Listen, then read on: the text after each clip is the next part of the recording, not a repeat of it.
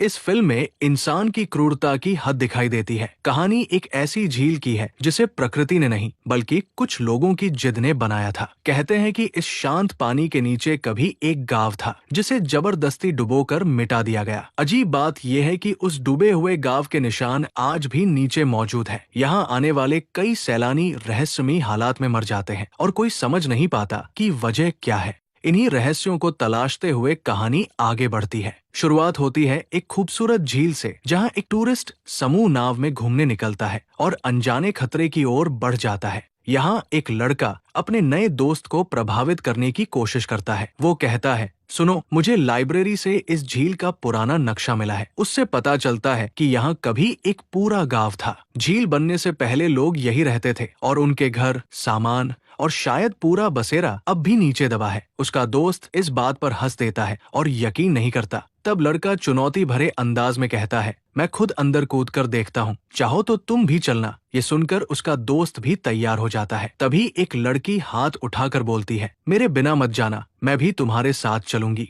असल में वो लड़की उसी लड़के की बहन होती है और उसका नाम फिन है। ये सुनकर उसका भाई भड़क जाता है। वो गुस्से में कहता है, अगर आना है तो सामने से कूद कर आओ। मैं इतनी मेहनत से अपने दोस्त को इम्प्रेस कर रहा हूँ और तुम मेरा पूरा प्लान खराब कर दोगी। फिन शांत स्वर में जवाब देती है, मुझे तुम्हारे प्लान से कोई मतलब नहीं, लेकिन जिस डूबे गांव की कहानी तुमने बताई वो मुझे बहुत रोचक लगी। मैं भी उसे देखना चाहती हूँ। उसकी बात सुनकर भाई का गुस्सा ठंडा पड़ जाता है और आखिरकार दोनों तैयार हो जाते हैं। फिर दोनों झील में छलांग लगा देते हैं। वहाँ पानी बहुत गहरा नहीं था, इसलिए दोनों कुछ दूर तैरकर नीचे की तरफ देखने लगे। उन्हें उम्मीद थी कि शायद कोई पुरानी चीज मिल जाए। जब भी सांस कम होती, वे ऊपर आकर हवा लेते और फिर दोबारा पानी में उतर जाते। तलाश के दौरान उन्हें एक जंग लगी साइकिल मिली। फिन के भाई को एक टूटा हुआ साइन बोर्ड भी मिल गया, जिससे उसे भरोसा होने लगा कि यहाँ सच में एक गांव मौजूद था। वो उत्साहित होकर बोर्ड लेकर सतह की ओर बढ़ने लगता है ताकि दोस्तों को दिखा सके। लेकिन तभी अचानक एक ठंडी पकड़ उसके पैर पर कस जाती है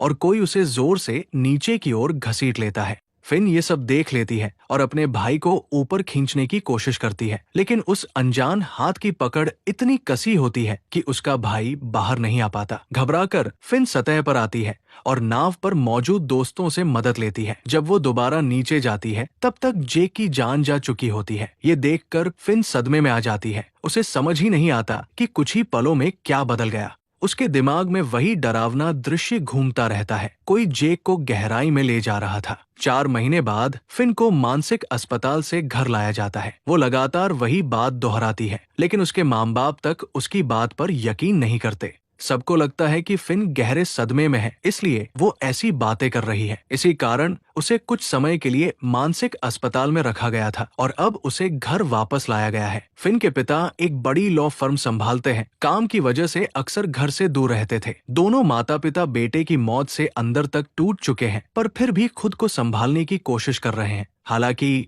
ये आसान नहीं था। घर लौटकर फिन पहले से भी ज्यादा उदास रहती है। वो अपने भाई की तस्वीरें देखते हुए माँ से धीमी आवाज में पूछती है, क्या आप जेक के अंतिम संस्कार में गई थी? फिन अपनी माँ से पूछती है, उसका अंतिम संस्कार कैसा हुआ? उसे कहाँ दफनाया? माँ धीरे से बताती है, बेटा, जेक का शरीर तो कभी मिला ही नहीं, इसलिए हमने उसकी पसंदीदा चीजें एक डिब्बे में रखकर रस्में पूरी की। उसके बचपन के निबंध, उसके कार्ड, उसके जूते, जो वो सबसे ज्यादा प्यार करता था। फिन फिर कहती है, माँ, मैंने सच में देखा था, कोई जेक को नीचे खींच कर ले गया था। लेकिन माँ उसे सहलाते हुए कहती है, तुम बहुत थक गई हो, आराम करो, सब ठीक हो जाएगा। असल में माँ भी उसकी बात पर यकीन नहीं करती। थोड़ी देर बाद जब माँ नहाने जाती है, तो बाथटब से अचानक एक हाथ निकलकर उसका हाथ पकड़ लेता है। माँ डरकर पीछे मुड़ती है, लेकिन वहाँ कोई नहीं होता। यही बात उसे सोचने पर मजबूर कर देती है कि शायद फिन सच कह रही थी। वो तुरंत इंटरनेट पर उस झील के बारे में खोज शुरू करती है। उसे पता चलता है कि उस जगह को श्रापित माना जाता है और वहाँ कई लोगों की मौतें अजीब हालात में हुई है। तभी अचानक किसी का हाथ माँ के कंधे पर पड़ता है। वो घबरा जाती है, पीछे मुड़कर देखती है तो फिन का पिता खड़ा होता है। वो पूछता है, क्या कर रही हो तुम? माँ सच बताने से बचती है, क्योंकि उसे डर होता है कि वो गुस्सा करेगा। वो बहाना बनाकर कहती है, कुछ नहीं, बस नौकरी ढूंढ रही थी। माँ कहती है कि इसलिए वो इंटरनेट पर देख रही थी। फिन के पिता जवाब देते हैं, हाँ, तुम्हें कुछ न कुछ करना चाहिए, वरना तुम हर वक्त बेटे को याद करके और दुखी होती रहोगी। दुख से कुछ बदलता नहीं, वो लौट कर नहीं आएगा। हमें अपनी बेटी फिन के लिए खुद को संभालना होगा। रात को फिन फिर उसी हादसे का सपना देखती है जिस दिन उसका भाई पानी में डूब रहा था। उधर माँ को अचानक पानी गिरने जैसी आवाज सुनाई देती है। वो घबराकर उठती है और बाथरूम की ओर जाती है। उसे लगता है शायद वहाँ कुछ हुआ है, लेकिन अंदर जाकर देखती है सब कुछ बिल्कुल सामान्य है। बाथरूम का नल बंद था, इसलिए माँ रसोई में जाती है। वहाँ वो देखती है कि किचन का नल खुला हुआ है। वो उसे बंद करती है, लेकिन कुछ ही सेकंड बाद नल अपने आप फिर खुल जाता है। वो घबरा जाती है, उसे समझ नहीं आता ये कैसे हो रहा है। तभी स्विमिंग पूल की तरफ से अजीब सी आवाज आती है। माँ दौड़कर बाहर जाती है और देखती है कि पूल का पानी तेजी से बाहर बह रहा है। वो लीक बंद करने की कोशिश करती है, लेकिन पानी बार बार फूटकर बाहर आ जाता है। अचानक किसी की कमजोर आवाज सुनाई देती है, माँ, मुझे बचाओ। माँ मुड़कर देखती है, उसका बेटा खड़ा है, बुरी तरह सड़ागला, टूटा फूटा। वो चिल्लाता है, माँ, कृपया मुझे बचा लो। ये सब देखने के बाद माँ की हालत और भी खराब हो जाती है। अगली सुबह वो अपने पति को पूरी बात बताती है। मेरे साथ ये क्या हो रहा है? पति उसे समझाता है, शायद कोई बुरा सपना था, घबराओ मत। लेकिन माँ गुस्से और डर दोनों में कहती है, सपना तो तब आता है जब इंसान सो रहा हो। मैं तो पूरी तरह जाग रही थी, होश में थी। जो मैंने देखा वो बिल्कुल सच था। वो रोते हुए कहती है, हमें अपने बेटे का शरीर ढूंढना ही होगा। यही उसका असली अंतिम संस्कार होगा। जब तक उसका शरीर नहीं मिलेगा, उसे शांति नहीं मिलेगी। वो मुझे पुकार रहा था, माँ बचाओ। तुम क्यों नहीं समझ रहे? पिता नाराज होते हुए बोले, हमने पुलिस के साथ पूरे हफ्ते झील छान मारी, पर उसके शरीर का कोई निशान नहीं मिला। मुझे तो लगता है तुम्हारे दिमाग पर भी फिन जैसा असर हो रहा है। और सुन लो, झील पर दोबारा खोजने मत जाना। मैं पहले ही काम में डूबा हूँ, किसी झंझट में नहीं पड़ना चाहता। इतना कहकर वे जल्दी से ऑफिस निकल जाते हैं। उधर दरवाजे की आड़ में खड़ी फिन सब सुन लेती है। वो माँ के पास आकर कहती है, माँ, हमें झील जाकर भैया को ढूंढना चाहिए। मैं भी आपके साथ चलूंगी और जो भी होगा हम साथ मिलकर पता लगाएंगे।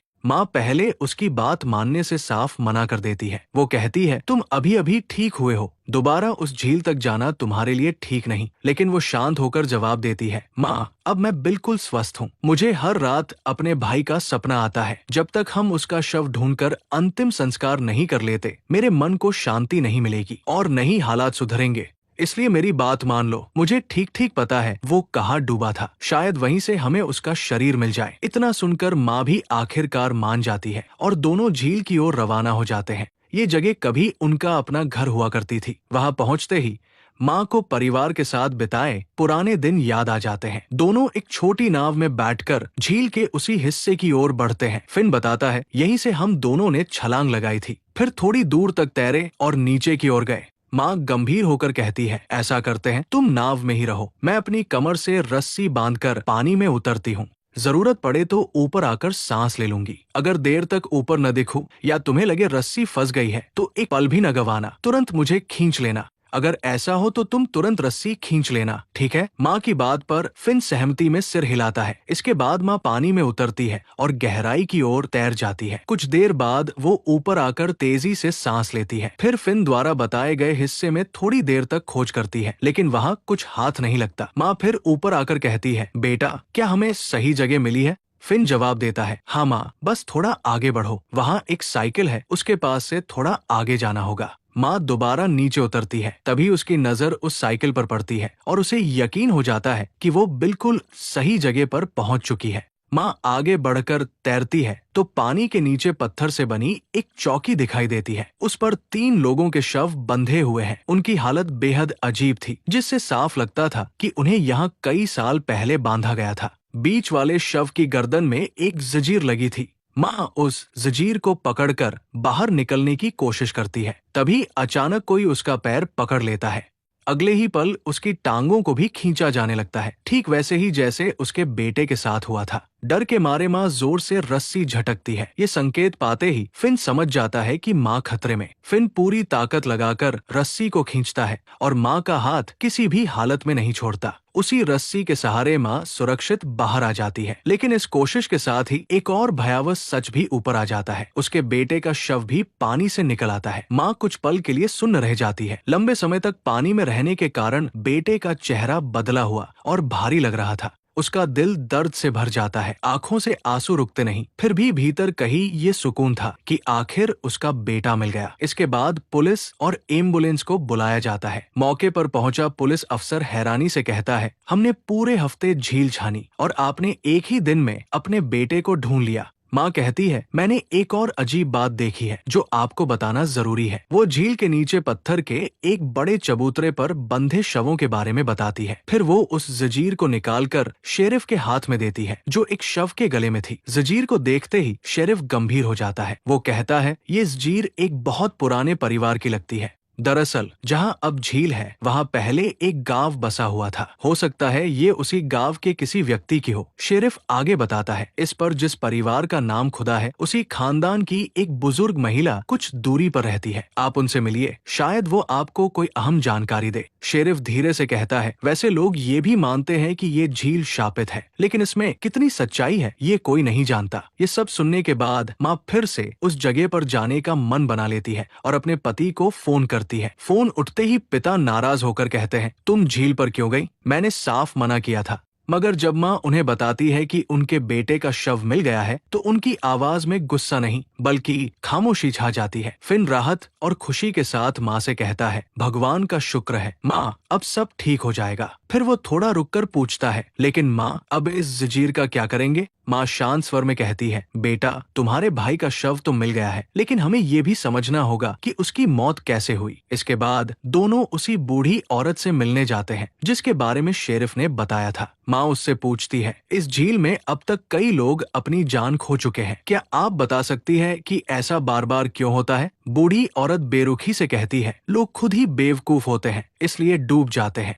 उन्हें गहरे पानी में तैरना नहीं आता, बस रोमांच के लिए कूद पड़ते हैं और अपनी जान गंवा देते हैं। ये सुनकर फिन विरोध में बोल उठता है, ऐसा नहीं है, मेरा भाई बेवकूफ नहीं था, वो बहुत अच्छा तैराक था और मैं खुद उसके साथ पानी में गया था। फिन आगे बता है, जब हम नीचे गए थे तब मैंने देखा कि किसी हाथ ने उसके पैर को पकड़ लिया था, उसी वजह से वो बाहर नहीं आ सका। वो घबराए स्वर में कहता है, वहाँ सिर्फ मेरा भाई ही नहीं था, मैंने 3 और शव भी देखे जो पत्थर के एक भारी ढांचे से बंधे हुए थे। ऐसा लग रहा था जैसे उन्हें जानबूझकर पानी में डुबोकर मारा गया हो। ये सुनकर माँ वह जंजीर निकालती है जो उसने एक शव के गले से ली थी और उसे बूढ़ी औरत को दिखाती है। जंजीर देखते ही बूढ़ी औरत का चेहरा बदल जाता है। वो कहती है, ये जंजीर मेरे दादा की थी। फिर वो भारी आवाज में बताती है, जिस जगह आज ये झील है वहाँ कभी हमारा ही गांव बसा हुआ था। बूढ़ी औरत आगे याद करते हुए कहती है, मुझे आज भी वो समय याद है जब हमारा पूरा परिवार वहाँ खुशहाल जिंदगी जीता था, सब कुछ ठीक चल रहा था। तभी एक बहुत अमीर व्यापारी वहाँ आया। उसकी योजना थी बांध बनाना, पानी इकट्ठा करना और उसी जगह एक झील तैयार करना। लोग कहते थे कि अगर बांध बन गया तो उसे खूब पैसा और नाम मिलेगा। इसी लालच में उसने गांव वालों पर दबाव बनाना शुरू कर दिया। जब लोगों के पास कोई रास्ता नहीं बचा तो वे एक एक कर गांव छोड़ने लगे। वो औरत दर्द भरे स्वर में कहती है, हमारा घर, हमारी जमीन, हमारे बुजुर्गों की कब्रें, सब कुछ वही था, लेकिन उस आदमी को किसी की भावनाओं की कोई परवाह नहीं थी।